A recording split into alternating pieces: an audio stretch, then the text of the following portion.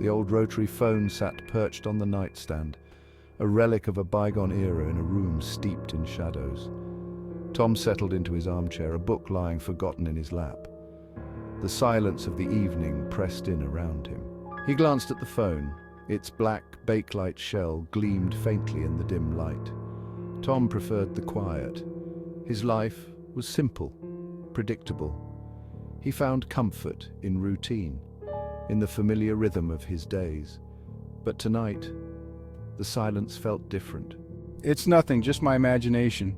But deep down, a tiny voice whispered a warning. Something was about to change. The shrill ring of the phone shattered the silence, making Tom jump. He stared at the phone, his heart pounding in his chest. Who would call at this hour? He hesitated, his hand hovering over the receiver. The insistent ringing seemed to vibrate in his bones. He picked up the receiver, his hand trembling slightly. Hello? Silence, only the faint crackle of static on the line. Hello, is anyone there? A soft click, then a voice, barely audible, like a whisper carried on the wind. Tom? Tom's blood ran cold. How did they know his name? The phone went dead. Tom stared at it, his breath caught in his throat. Fear morphed into a chilling curiosity. The calls started the next day, always at the stroke of midnight. Each time, the same chilling voice whispered threats and warnings, leaving Tom trembling with a fear he couldn't explain. Sleep became a distant memory, replaced by a gnawing anxiety. He tried changing his routine, staying out late, anything to avoid being home when the clock struck 12. But the calls followed him. He tried ignoring the calls, but the ringing was relentless, echoing in his dreams. Who is this unseen caller? What do they want from me? Days blurred into nights. Tom, once a creature of habit and order, was now a prisoner in his own home. He jumped at shadows, flinched at every sound. His reflection in the mirror was that of a stranger, haggard, haunted. He tried reasoning with the voice, pleading for it to stop. Please just stop, leave me alone. Friends and family, concerned by his erratic behavior, tried to intervene. But how could he explain the unexplainable? They offered platitudes, told him it was stress. He was alone, adrift in a sea of fear.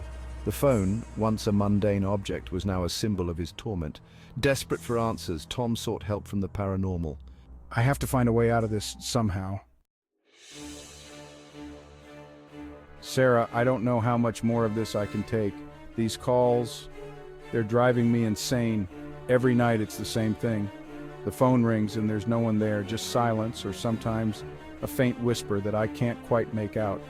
It's like it's taunting me. Sarah, the paranormal investigator, listened patiently as Tom poured out his story. She had heard many tales of hauntings and unexplained phenomena, but there was something about Tom's desperation that struck a chord with her. I believe you, Tom. I don't think you're imagining this. I've seen too many cases like yours to dismiss it. We need to approach this methodically.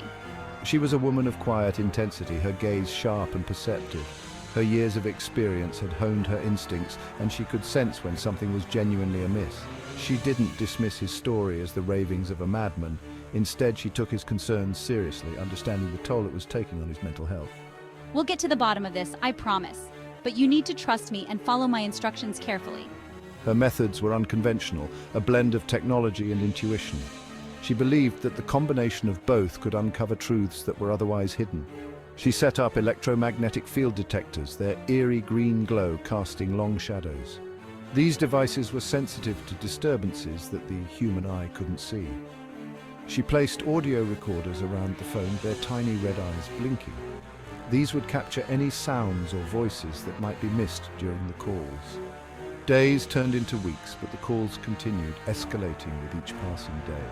The frequency and intensity of the calls were increasing, adding to Tom's anxiety. Sarah began to share Tom's belief that something sinister was at play. The evidence was mounting, and it was becoming harder to deny that they were dealing with something beyond the ordinary. There's something here, something dark, something angry. It's not just a ghost, it's something more malevolent. What is it, and why is it tormenting me? I just want it to stop. I can't live like this anymore.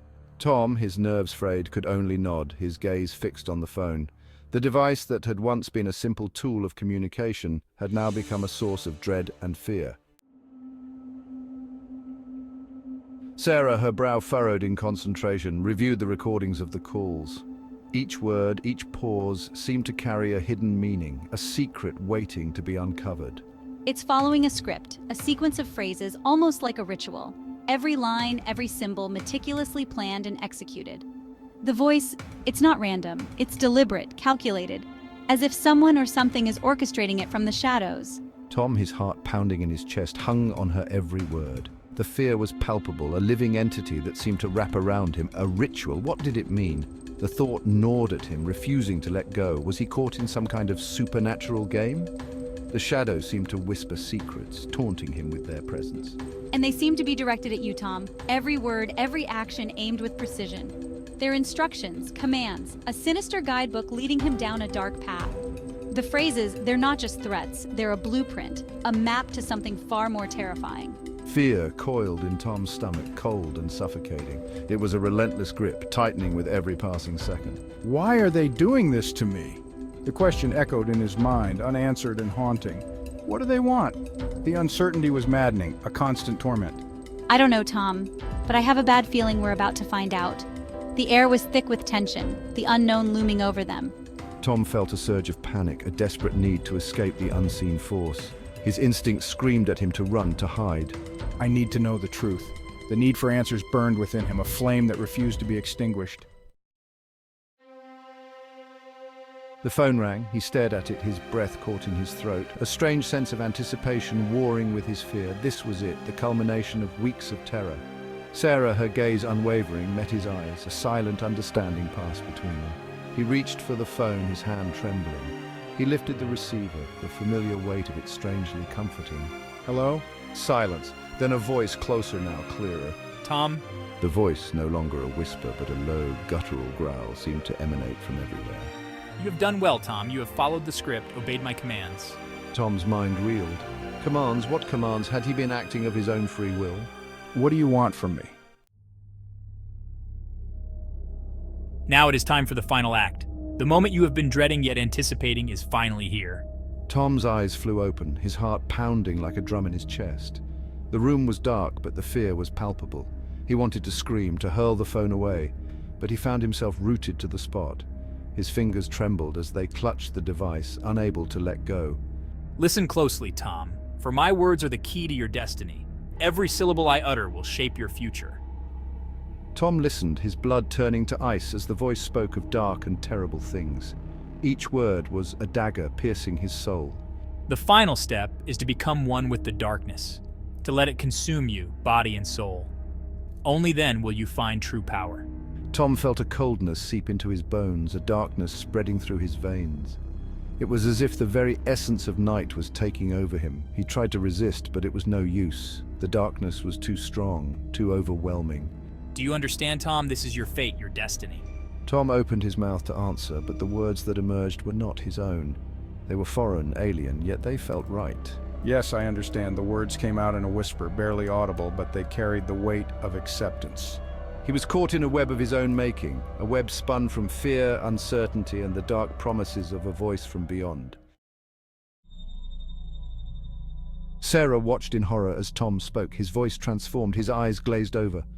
The phone slipped from Tom's grasp, clattering to the floor. He stood frozen, his gaze fixed on some distant point, a terrifying smile playing on his lips. Fear gripped Sarah's heart. She knew, with chilling certainty, that Tom was gone, his body now a vessel for something dark and ancient. The entity had achieved its goal. She backed away slowly, her eyes never leaving Tom's transformed figure. As she watched, Tom turned towards her, his smile widening. Don't be afraid, Sarah. There's nothing to fear anymore. The darkness has come. The room was silent now, the air thick with a palpable sense of dread. The phone lay on the floor, its black bakelite surface gleaming faintly in the dim light.